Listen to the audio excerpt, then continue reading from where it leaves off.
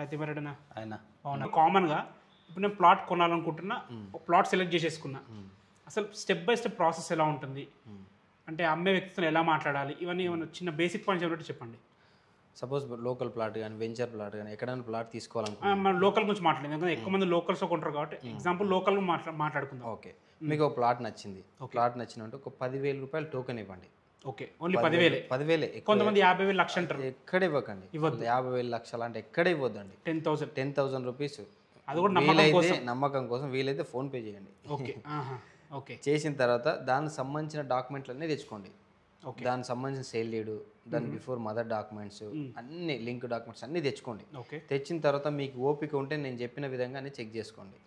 లేదు మీకు ఓపిక లేదు, దాని గురించి నాలెడ్జ్ లేదనుకుంటే ఒక లాయర్ని సంప్రదించండి, అది లీగల్గా కరెక్టా లేదని చెప్పి. అయిన తర్వాత మీకు ఆ టోకెన్ అమౌంట్ ఇచ్చిన తర్వాత ఒక 7 days పీరియడ్ ఉంటుంది. అంటే అగ్రిమెంట్ సేల్ అగ్రిమెంట్ చేసుకోవడానికి. అగ్రిమెంట్ ఏదైతే మీరు మాట్లాడుకున్నారో 1/4 పెట్టి ఆ 7 days తర్వాత 7 days లోపు 1/4 అమౌంట్ ఇచ్చి అగ్రిమెంట్ చేసుకోవాలి. అక్కడ నుంచి మీకు 45 days టైం ఉంటుంది. ఆ వితిన్ 45 daysలో మీరు అది రిజిస్ట్రేషన్ చేసుకోవాలి. నాకు తెలిసినంత వరకు 45 days ఉంటుంది టైం, అంతేగాని ఆ 45 days దాటిన తర్వాత కూడా ఏం అవ్వదు.